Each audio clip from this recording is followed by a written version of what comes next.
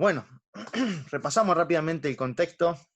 Ahí, si tenés tu devocional a la mano, también lo podés ver igual y seguir, porque es lo que hicimos juntos. Así que bueno, como saben, la carta la escribe el apóstol Pedro, uno de los 12 discípulos y un poquito más tarde apóstoles del Señor Jesucristo, quien luego de que el Señor haya ascendido a los cielos fue prácticamente el líder de los apóstoles, el que prácticamente en todas las listas que se han nombrado en los evangelios ha estado primero su nombre, y siempre ha sido el que prácticamente ha hablado en nombre de los demás apóstoles. Ahí en Hechos capítulo 2, cuando en el día de Pentecostés se predica el evangelio a todos los judíos que habían venido por esta fiesta judía de un montón de partes de ese continente conocido en ese entonces.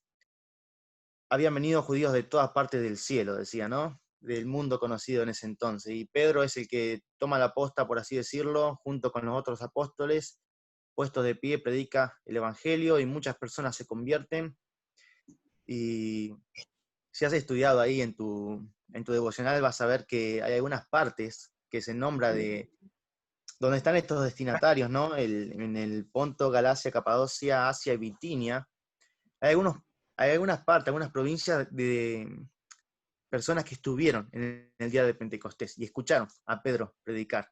Y seguramente muchas de estas personas que están en estas regiones han sido ganados para Cristo por medio de estos creyentes, de estos judíos primeramente que habían escuchado el Evangelio ahí y luego volvieron a estos lugares. Seguramente han sido ganados para Cristo, entre otras personas y otro avance misionero de la iglesia en ese entonces. Pero bueno, la fecha está ahí en el 64 al 65 después de Cristo.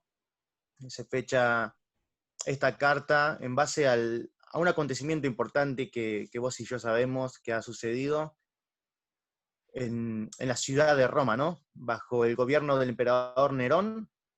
Este hombre era un loco por la construcción, quería construir a dos manos, y había algo que se interponía entre su vanagloria, ¿no? Y era la ciudad que estaba prácticamente toda edificada, ya no entraba un clavo más en la ciudad, y en ese tiempo, digamos, había mucha construcción con madera y demás, así que había un obstáculo en su camino, y lo que hizo este emperador para poder seguir construyendo y que su nombre sea recordado fue mandar a sus soldados a incendiar la ciudad de Roma, así que en esa fecha se desató el incendio de Roma, muchas personas murieron de los romanos, sus altares, sus ídolos fueron consumidos por el fuego, sus familiares fueron muertos por el fuego, y todo lo que intentaban apagar el fuego se interponían los soldados de Nerón,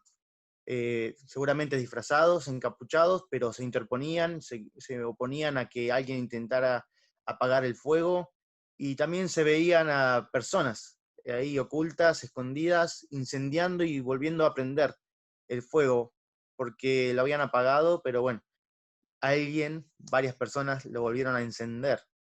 Así que toda la ira, todo el resentimiento y el rencor de estos ciudadanos romanos se dirigió primeramente hacia el emperador Nerón, quien ya era conocido por tener este afán de construir y de querer tener toda la gloria para él.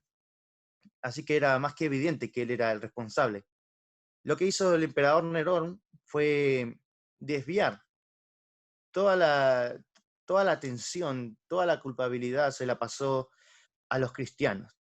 En ese entonces el cristianismo era visto por el imperio como una religión dentro del judaísmo, no estaba tan identificado como una secta, como le llamaban ellos, que estaba fuera del judaísmo, sino que ellos lo tomaban como que eran parte de lo mismo y que tenían algunas controversias, algunos problemas entre ellos, entre los judíos. Pero en medio de los residentes ahí de Roma, de la gente, había mala fama, los cristianos tenían mala fama, pero no con razón, no con justa causa, sino que vos sabés que la Santa Cena es un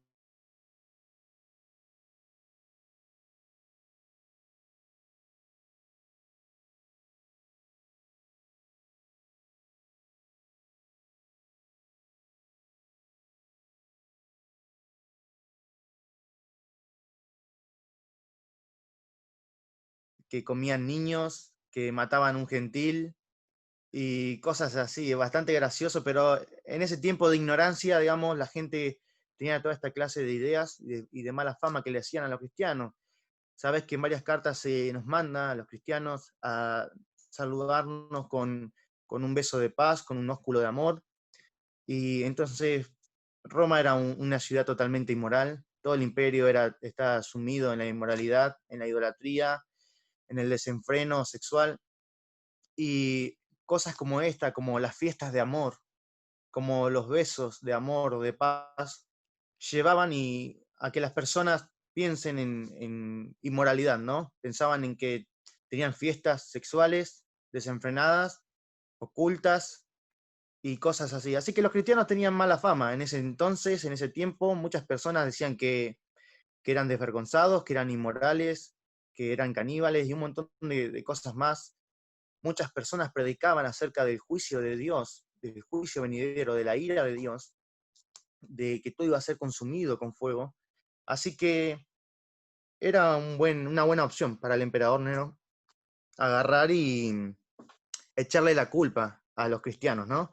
Eran el sospechoso perfecto para él. Así que lo que hizo Nerón fue desviar la atención, acusar a los cristianos, iniciar una persecución desenfrenada contra todos los cristianos, y la verdad que murió muchas personas, los masacraron, los empalaban, los bañaban en brea, los prendían fuego y servían como antorchas humanas para alumbrar la fiesta del emperador Nerón. Y era tan sádico toda la cacería y toda la persecución que había, que aún la gente en conversa, digamos, llegaba a sentir compasión, porque a pesar de que ellos odiaban a los cristianos porque les echaban la culpa por las cosas que le habían pasado, por las pérdidas que tuvieron, eh, a pesar de todo eso, era muy sádico la forma en la que Nerón eh, mataba y perseguía a los cristianos. Los vestían de pieles de animales y le tiraban los perros encima para que los descuarticen, un montón de cosas más que seguramente habrás estudiado. Así que empieza en esta fecha, en el 64 al 65, la persecución dentro de la ciudad de Roma. Pero eso no implica que la persecución no se haya diseminado o esparcido en otros lugares, o los rumores y la información de que había empezado esta persecución. Como te dije, los cristianos ya eran odiados, eran mal vistos, porque también eran divisores de familias, por así decirlo. Donde un cristiano se convertía, como hoy pasa en Medio Oriente, la familia le rechaza porque él está dando la espalda a su religión, sea la idolatría de parte de los romanos, o sea de los judíos. Ellos estaban negando su fe y abrazando a Cristo, a este hombre que había sido crucificado y que los discípulos decían que él había resucitado. Así que había muchas cosas en contra de los cristianos. Y en muchos lugares, en ese tiempo, la gente era muy sádica y tenían la excusa perfecta para saciar su maldad. Así que los cristianos en este tiempo estaban expectantes, estaban ya ahí siempre acechados, siempre expectantes de que cualquier cosa, una mínima chispa, encendiera una persecución extrema, una carnicería extrema en el lugar en el que ellos estén. Claro que después oficialmente se extendió a todo el Imperio Romano la persecución, pero en este entonces empezó en la ciudad de Roma, pero también en distintas provincias con una menor fuerza, ¿no? Obviamente. Muchas personas niegan que esto sea así, pero hay documentos de ese tiempo en el que muestran las leyes que el emperador Nerón había dictado y demás, y una de esas era prohibir la religión cristiana. Así que solamente por el nombre de Cristo, por identificarte con Cristo, alguien podía acusarte, llevarte a la justicia y te mataban. Así que aún para el tiempo de Nerón también los cristianos eran perseguidos. Así que este es el trasfondo de lo que inició esta persecución. Estas personas a las que Pedro escribe ahí, si te fijas en los versículos que estudiamos la semana pasada, Pedro escribe a los expatriados de la dispersión en el Ponto, Galacia, Capadocia, Asia y Bitinia. Estas eran provincias romanas en lo que hoy es Turquía moderna. Así que estas personas vivían ahí. Y Pedro le dice expatriados, ¿no? En un sentido, un cristiano no es de este mundo, no somos de este mundo, nuestra patria está en los cielos, ¿no? Estamos de paso, somos peregrinos, y Pedro lo va a reafirmar varias veces en toda la epístola. Así que Pedro va a escribir a estas personas que estaban en estas provincias. Tuve que hacer un estudio bastante de los destinatarios, de la audiencia, tuve dudas esta semana, así que me metí de vuelta con eso. Yo pensaba que ellos habían salido de Roma, pero no es así, ellos son residentes de estos lugares, y Pedro les llama expatriados de la dispersión, ¿no? Así que bueno, Pedro va a escribir a estas personas que, a pesar de que no estaban en la ciudad de Roma, a pesar de que no tenían esa fuerte persecución tan sanguinaria como estaban pasando los hermanos que estaban en Roma, de todas formas los cristianos eran perseguidos. De una forma más fuerte o menos fuerte, ellos eran perseguidos igual. Los siervos sufrían a manos de sus amos injustamente por ser cristianos. Los cristianos, aunque eran libres, muchos de ellos padecían persecución, padecían bullying, eran ultrajados, dice Pedro, porque ellos no tenían y no compartían los mismos principios que los inconversos, porque somos de Dios, debemos ser santos. Entonces, los cristianos no compartían la inmoralidad, no compartían el robo y tantas cosas que Pedro va a marcar en medio de la carta que vas a ver. Pero a los gentiles, al ver que ellos eran diferentes, les parecía cosa rara que ellos no corran, que no estén en el mismo lugar que ellos, detrás de los mismos deseos, detrás del materialismo, detrás de la inmoralidad. Entonces los ultrajaban, se burlaban de ellos, los perseguían, los maltrataban, y eran muchas presiones que ellos sufrían, y cualquier chispa podía tranquilamente llevarlos a la muerte. Así que Pedro va a escribir esta carta a estos hermanos que estaban en estas provincias, y le va a escribir para decirle que todo asunto que pasa en nuestra vida, aún los padecimientos, son parte de la gracia de Dios en nuestras vidas. Así que Pedro va a escribir a estas personas, y como vimos va a dar la salutación, ¿no? Ahí en el capítulo 1, versículo 1 al 2. Y ahora en el versículo 3, Pedro va a empezar alabando el nombre de Dios. Pedro va a empezar exclamando, una exclamación de alabanza al Señor. Y creo que tiene que ver con lo que Pedro dijo en los versículos 1 y 2, hablando del plan de redención de Dios, de la elección de los creyentes, de cómo por la obra del Espíritu Santo fuimos apartados del mundo para salvación, para obedecer a Cristo en nuestra vida diaria y para ser justificados por su sangre. Así que Pedro, viendo todo el plan de Dios y teniendo todo esto en su mente y lo que va a seguir escribiendo y lo que vamos a ver ahora, lo único que Pedro puede hacer en este momento es agarrar y exclamar y decir, bendito sea el nombre de Dios, alabado sea el nombre de Dios. Y va a empezar a escribir a los hermanos, ¿no? Teniendo en mente lo que él dijo. Ahí, si querés anotar otros versículos, tenés Efesios capítulo 1, versículo 3 al 14. Pablo va a estar escribiendo acerca de las bendiciones espirituales que tenemos en Cristo, y él va a decir lo mismo, ¿no? Bendito sea el Dios y Padre de nuestro Señor Jesucristo. Y si pudiste buscar las referencias cruzadas la semana pasada, por ejemplo, una que yo busqué es Romanos capítulo 8, versículo 28 al 30. Me gustaría que me acompañes rápidamente ahí. Solamente lo vamos a leer.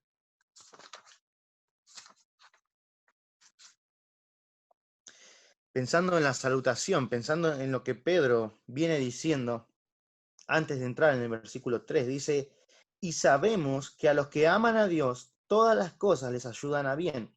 Esto es, a los que conforme a su propósito son llamados. Porque a los que antes conoció, también los predestinó para que fuesen hechos conforme a la imagen de su Hijo, para que Él sea el primogénito entre muchos hermanos. Y a los que predestinó, a estos también llamó. Y a los que llamó, a estos también justificó. Y a los que justificó, a estos también glorificó. Así que Pedro está pensando en todo esto, ¿no? En el plan de Dios para salvación de los creyentes. Y lo único que puede decir es quedar admirado y decir, bendito sea el nombre de Dios. Así que el título que le puse a esta predicación es imposible no hacerlo. Te va a parecer raro, pero ahora vamos a ver por qué. Y tiene que ver con esto que viene haciendo Pedro, ¿no? Pedro bendice el nombre de Dios por su plan maravilloso de redención eterna. Así que ahí en primer lugar Pedro empieza este pasaje diciendo, bendito sea el Dios y Padre de nuestro Señor Jesucristo, que según su grande misericordia nos hizo renacer para una esperanza viva por la resurrección de Jesucristo de los muertos, para una herencia incorruptible, incontaminada e inmarcesible, reservada en los cielos para vosotros, que sois guardados por el poder de Dios mediante la fe, para alcanzar la salvación que está preparada para ser manifestada en el tiempo postrero. Así que Pedro va a empezar en primer lugar bendiciendo el nombre de Dios, ¿no? El nombre de Dios es bendito, el nombre del Dios y Padre de nuestro Señor Jesucristo. Como te dije ahí, si quieres anotarlo, no lo vamos a ver, pero en Efesios capítulo 1, versículo 3 al 14, Pablo también, en el mismo tema, tratando el mismo tema, va a bendecir el nombre de Dios. Me gustaría que me acompañes a Romanos capítulo 11, versículo 31, solamente para mencionarte, que la actitud de Pablo es la misma. Pablo, al ver toda la obra de redención, todo el plan de Dios en la salvación de la humanidad, en la salvación de su pueblo Israel, en la salvación de nosotros los gentiles, lo único que puede hacer es quedar maravillado y admirado por la persona y el plan de Dios. Fíjate ahí el versículo 11, capítulo 11, versículo 30, dice, pues como vosotros también en otro tiempo erais desobedientes a Dios, pero ahora habéis alcanzado misericordia por la desobediencia de ellos, ahí está hablando de los judíos, de ellos, así también estos ahora han sido desobedientes para que por la misericordia concedida a vosotros, los gentiles, ellos también alcancen misericordia. Porque Dios sujetó a todos en desobediencia para tener misericordia de todos. Y lo único que Pablo puede hacer en estos versículos es decir, oh profundidad de las riquezas de la sabiduría y de la ciencia de Dios. Cuán insondables son sus juicios e inescrutables sus caminos. Porque ¿quién entendió la mente del Señor? ¿O quién fue su consejero? ¿O quién le dio a él primero para que le fuere recompensado? Porque de él y por él y para él son todas las cosas. A él sea la gloria por los siglos de los siglos. Amén. Así que tanto Pablo como Pedro lo único que pueden hacer al pensar y a exponer el tema de la salvación, el plan de Dios de la redención y todos los aspectos que implica, lo único que pueden hacer es quedar maravillados de la persona de Dios y de su plan y decir, bendito sea el nombre de Dios, el Padre de nuestro Señor Jesucristo. Esa palabra bendito viene de una palabra que nosotros conocemos que le llamamos elogio, elogiar, y significa alabar o bendecir. Y es interesante que esta palabra solamente se aplica a Dios. Hay una sola vez que se usa en el sentido de una persona, pero es en la traducción griega de la Septuaginta, de uno de los judíos. Es la traducción que usaban Jesús y los apóstoles. Pero en toda la escritura solamente se usa esta palabra para hablar de la persona de Dios. Dios es el único que debe ser alabado, el cual es bendito. En segundo lugar, ¿por qué por qué Dios debe ser alabado? ¿Por qué debemos tener la misma actitud que Pedro tiene en este pasaje y decir bendito sea el nombre de Dios? Es porque Él nos hizo renacer por su misericordia inmensa. Fíjate ahí, versículo 3 dice, bendito el Dios y Padre de nuestro Señor Jesucristo, que según su grande misericordia nos hizo renacer para una esperanza viva por la resurrección de Jesucristo de los muertos. Así que Dios nos hizo renacer por su misericordia inmensa. Y esto implica que tanto yo como todas las personas en el mundo éramos unos miserables. Estábamos en una miseria total, en una bancarrota total. No había nada que podamos hacer para salvarnos. Pero Dios, por su gran amor con que nos amó, por su misericordia, nos salvó. Nos hizo renacer, nos hizo volver a nacer de nuevo, en un sentido espiritual. Es lo mismo que Jesús le dijo a Nicodemo ahí en Juan capítulo 3, versículo 3, os es necesario nacer de nuevo. Y esto es lo que Dios hizo por su misericordia para con nosotros, personas que somos inmerecedores de la gracia de Dios. Él por su misericordia nos hizo nacer de nuevo. Y Pedro lo que hace es bendecir el nombre de Dios por esto. Fíjate ahí en tercer lugar, no solamente Pedro dice que Dios, el Padre, nos hizo nacer de nuevo por su misericordia, por su grande misericordia, sino que hay un propósito, hay una consecuencia de haber nacido de nuevo, de la misericordia de Dios en nuestra vida. Y es que Él nos dio una esperanza viva. Hay algo interesante con este concepto de una esperanza viva, y Pedro lo que va a hacer es ligar esta esperanza viva a la resurrección de Jesucristo de entre los muertos. Y es que los judíos, los fariseos, tenían una esperanza. Ellos esperaban la resurrección de los muertos. Ellos sabían del Antiguo Testamento, Dios ya había testificado de que iba a haber una resurrección de los muertos, de los justos. Y ellos esperaban y abrazaban esta esperanza. Lo puedes ver ahí en Hechos capítulo 23, 6, donde Pablo es llevado para que presente defensa y él la agarra y en su defensa dice, se me juzga por la resurrección, por la esperanza de la resurrección. Pero es interesante que Pedro acá dice una esperanza viva. No es cualquier esperanza, sino que es una esperanza viva. ¿Y por qué es viva? ¿Quién le dio vida a esta esperanza? Y es la resurrección de Jesucristo de los muertos. El medio por el cual esta esperanza es avivada es por el levantamiento de la persona de Cristo de entre los muertos. A quien Dios levantó, ¿no? Ahí podés anotar, si querés, 1 Corintios capítulo 15, versículo 14 y 17. En sí, Pablo va a tratar todo el tema de la resurrección en este capítulo 15, y es muy provechoso si lo podés estudiar después. Pero tenemos esto, ¿no? En Cristo, por la misericordia de Dios, por este Dios bendito, tenemos una esperanza viva. Hemos nacido de nuevo, hemos vuelto a la vida para una esperanza viva, por la resurrección de Jesucristo de entre los muertos. No es una esperanza muerta, no es una esperanza incierta, sino que la resurrección de Jesucristo certifica y nos da la certeza de que también nosotros vamos a resucitar, de que nosotros seremos salvos de la ira, del juicio venidero. Me encanta ahí un pasaje en Romanos. Si querés, acompáñame ahí en Romanos capítulo 5.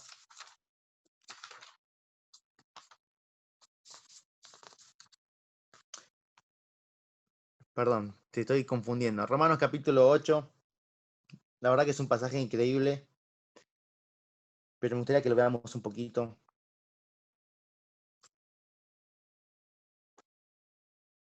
Fíjate ahí el versículo 31.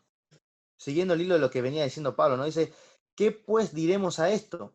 Si Dios es por nosotros, ¿quién contra nosotros? El que no escatimó ni a su propio Hijo, sino que lo entregó por todos nosotros, ¿cómo no nos dará también con él todas las cosas? Y el versículo 33 dice, ¿quién acusará a los escogidos de Dios? Dios es el que justifica. ¿Quién es el que condenará? Cristo es el que murió, más aún el que también resucitó, el que además está a la diestra de Dios, el que también intercede por nosotros. Y es increíble, ¿no? Dice el versículo 34, ¿quién es el que nos va a condenar? Cristo es el que murió por nosotros. Más aún, no solamente murió, sino que el que también resucitó de los muertos, y que además de eso está a la diestra de Dios. Y si no fuera poco, dice el que también intercede por nosotros. Cristo está vivo y esto es todo lo que implica que Cristo esté vivo para nosotros, para los creyentes. Lo que Pablo estaba diciendo ahí en el versículo 34, ¿no? Nadie nos puede condenar, nadie nos puede separar del amor de Dios. Cristo es el que murió, pero el que también resucitó, el que está vivo, tenemos una esperanza viva. Él está a la diestra de Dios, Él intercede por nosotros. Hay en cuarto lugar, fíjate, versículo 4 dice, para una herencia incorruptible, incontaminada e inmarcesible, reservada en los cielos para vosotros. Así que nos asegura una herencia indestructible. Ahí es muy interesante esta palabra, bueno, la herencia, ¿no? Una posesión, una herencia que nosotros como creyentes tenemos. Y dice que está reservada para nosotros, está reservada en los cielos. Nadie de la tierra podría tocar esa herencia que está ahí reservada. Pero esta herencia, Pedro la describe como algo incorruptible. Significa que es imperecedera, que no se desvanece. Esa herencia, a diferencia de todas las herencias que hay en este mundo, de una herencia que alguien te puede dejar, de una posesión que nosotros podamos tener, esta herencia, que es una herencia de Dios, no se desvanece. Y hace eco seguramente las palabras de Cristo cuando habla de hacer tesoros en los cielos, donde la polilla ni el orín corrompen, ni ladrones no minan ni hurtan. Esta herencia está reservada, está resguardada. Esta herencia es incorruptible. Esta herencia es incontaminada. No tiene defecto, no tiene contaminación, no tiene mancha. Es una herencia perfecta, pura y limpia. Es una herencia indestructible. Y Pedro dice, es una herencia inmarcesible. ¿Qué significa esto? Bueno, que no se marchitan como las flores, que son lindas, que son hermosas en apariencia, pero que en un momento dado empiezan a decaer, a marchitarse y perecer, y desaparecen, y ya no están más. Y Pedro dice, bueno, nuestra herencia, su herencia, que está en los cielos, no es así. Su herencia es inmarcesible. Su herencia es inmarchitable. No va a perecer, no se va a desvanecer, nada la puede corromper, nada la puede contaminar, no se puede marchitar, no va a ser destruida esta herencia. Y hay una palabrita ahí que dice reservada en los cielos para vosotros. Y presta atención en esta palabra y en todo este pasaje, estudialo como nunca, porque te va a servir un montón para tu vida, para el gozo mismo de la salvación que tenemos en Cristo, pero también para presentar defensa delante de falsos maestros que dicen que la salvación se pierde. Porque esta palabra que está acá, que dice reservada, no tiene que ver con algo que yo y vos podamos hacer. Esta palabra reservada no tiene que ver con cuán bien yo me pueda portar, no tiene que ver con cuán pecador pueda ser, no tiene que ver con eso. No tiene nada que ver conmigo, porque es solamente por la pura misericordia de Dios. Es solamente por la persona de Dios, por su poder, que esta herencia está reservada y segura en los cielos. Esto es lo que Pedro está diciendo. Esta herencia está reservada no por nosotros, sino por Dios, en los cielos. Nada ni nadie puede sacar, alterar, destruir esta herencia que nosotros, por la misericordia de Dios, tenemos. Y bueno, dice que está en los cielos, ¿no? Donde está nuestro Señor Jesucristo. Ahí, en último lugar, es interesante por qué el nombre de Dios debe ser bendito. Y yo le puse, nos escolta a un fin seguro y glorioso. Y ahora vas a ver por qué. Fíjate el versículo 5.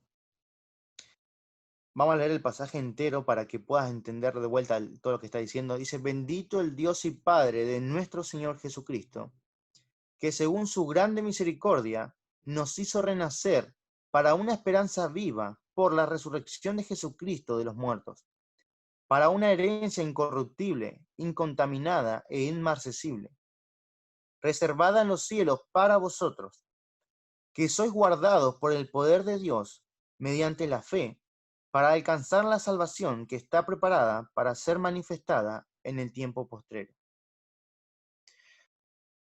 Es muy interesante porque Pedro acaba de decir que nuestra herencia está reservada en los cielos para nosotros.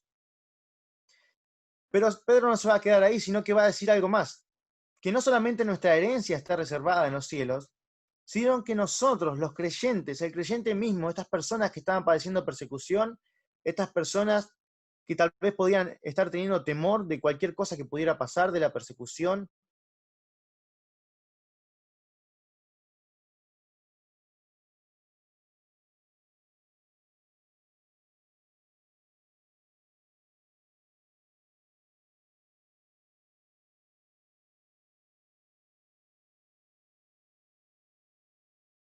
Y Pedro va a decir en este pasaje que nosotros, los creyentes, somos guardados por el poder de Dios. No solo la herencia es guardada y reservada por Dios, sino que la vida misma del creyente es guardada y preservada por el poder de Dios.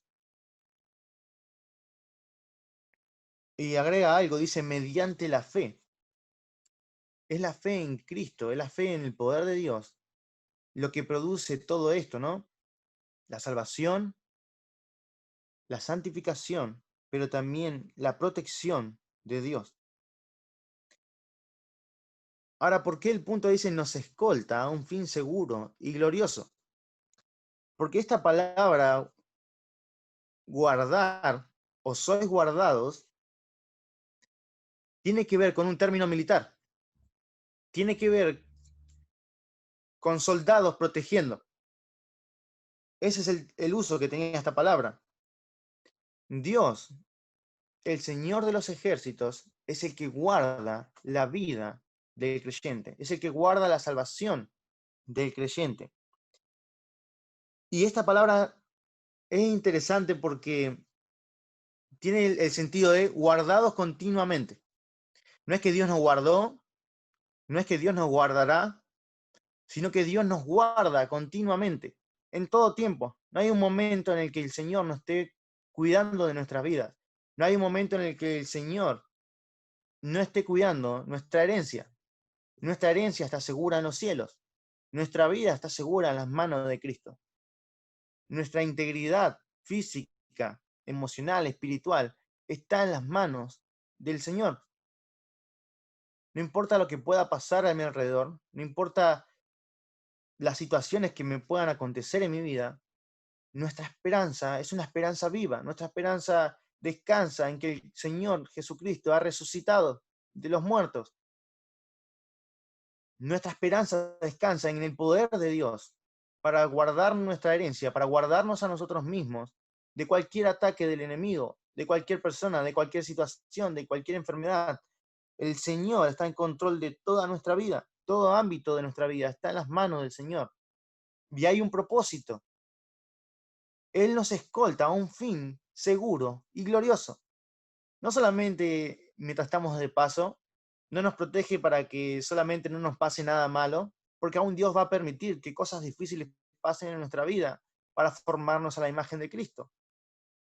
Pero en este punto, Pedro está hablando de la salvación. Dice que somos guardados por el poder de Dios mediante la fe para alcanzar la salvación que está preparada para ser manifestada en el tiempo postrero. Este es un punto también muy importante que tenemos que tener en cuenta. Esta salvación está preparada. Esta salvación no es condicional. Esta salvación, como veíamos, como la herencia, no es si yo me porto bien, si me porto mal, Dios no me va a agarrar como un chupetín y darme y sacarme la salvación. No, esta salvación está segura en las manos de Dios. Y nuestra esperanza, nuestra nuevo nacimiento, que Dios por su misericordia nos dio, es para alcanzar también la salvación que está preparada para ser manifestada en el tiempo postrero. Y esa palabrita que dice preparada, tiene que ver con que esta salvación ya está lista. Esta salvación ya es una realidad en la perspectiva de Dios. Dios ya ve esa salvación consumada. Eso tiene que ver con la glorificación del creyente, con el aspecto futuro de la salvación. Hemos sido salvados del pecado, del dominio del pecado, de la condenación en el pasado. Somos salvados cada día en el sentido de la santificación, librados del dominio, del poder del pecado, para servir a Dios, para someternos a su palabra, para ser conformados a la imagen de Cristo.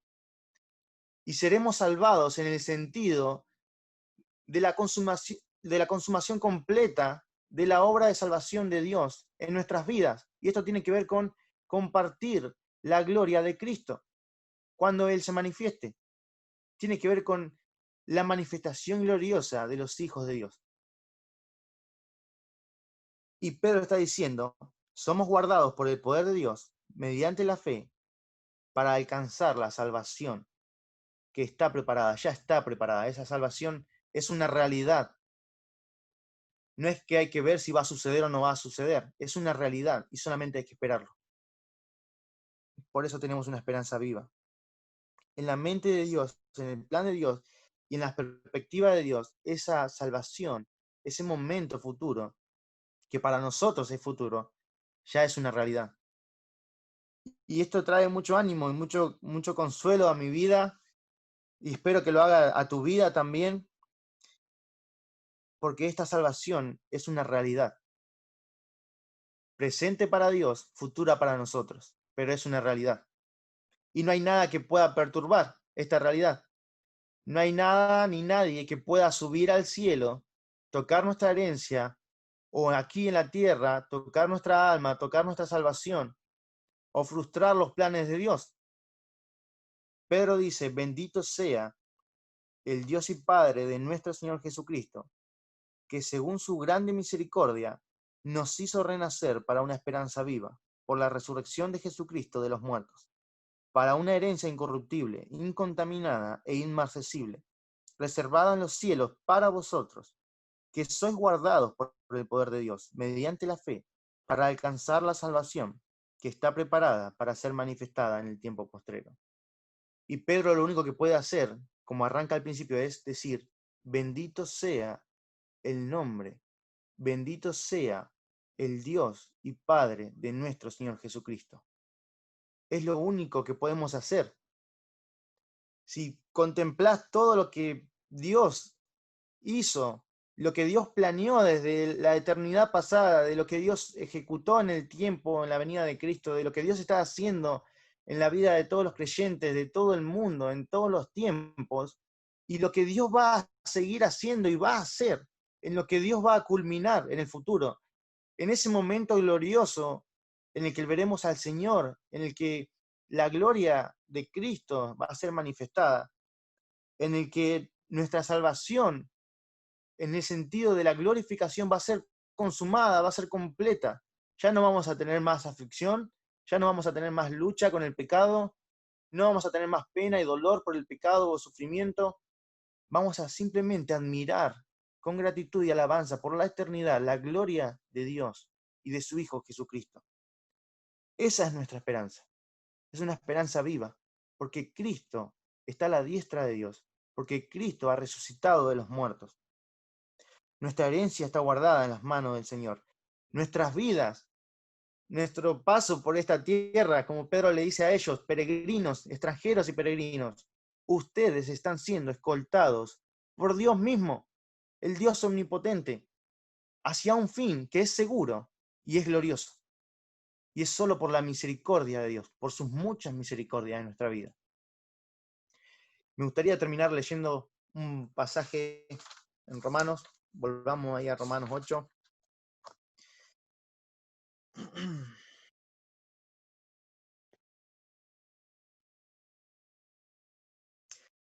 Del versículo 33 al 39 dice, ¿quién acusará a los escogidos de Dios? Dios es el que justifica. ¿Quién es el que condenará? Cristo es el que murió, más aún el que también resucitó, el que además está a la diestra de Dios, el que también intercede por nosotros. ¿Quién nos separará del amor de Cristo? ¿Tribulación o angustia o persecución o hambre o desnudez o peligro o espada? Como está escrito, por causa de ti somos muertos todo el tiempo, somos contados como ovejas de matadero. Antes, en todas estas cosas somos más que vencedores por medio de aquel que nos amó. Por lo cual estoy seguro de que ni la muerte, ni la vida, ni ángeles, ni principados, ni potestades, ni lo presente, ni lo porvenir, ni lo alto, ni lo profundo, ni ninguna otra cosa creada nos podrá separar del amor de Dios que es en Cristo Jesús, Señor nuestro. Y lo único que puedes hacer en ese momento es decir alabado sea el nombre de Dios.